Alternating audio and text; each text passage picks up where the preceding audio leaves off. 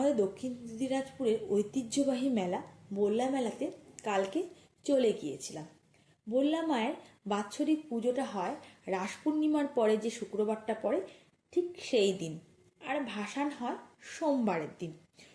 শুক্র, শনি, রবি, সোম এই 4 দিন প্রচণ্ড ভিড় হয়। আর বল্লা মায়ের ভাসানটা হয় এইখানটাতে, এই পুকুরটাতে, বল্লা মায়ের মন্দির ঠিক অপোজিটে যে পুকুরটা আছে সেখানে। এই যে আমরা বল্লা মায়ের মন্দিরের সামনে চলে এসেছি, এই হলো বল্লা মায়ের মন্দির। দেখুন, বল্লা মায়ের সামনে একটা নেট ঝুলানো আছে।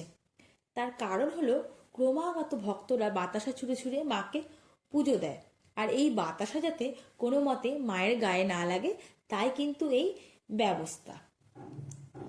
আবার মন্দিরের ভেতরে ঢুকে পুজো দেওয়ারও ব্যবস্থা আছে।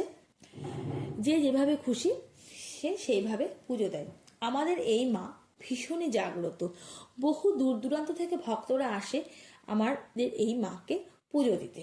আমাদের এই মায়ের কিন্তু প্রচুর গয়না আছে, প্রচুর, মানে প্রায় ঢেকে যায় মা গয়নাতে। সকাল সকাল গিয়ে মাকে মন ভরে পুজো দিয়ে নিলাম। আমাদের পুজো দেওয়া এখন হয়ে গেছে। পুজো দেওয়ার পরে আমরা মেলা ঘুরতে ঘুরতে বাড়ি চলে আসলাম। আজ তাহলে ভিডিওটা এখানেই শেষ করছি। টাটা।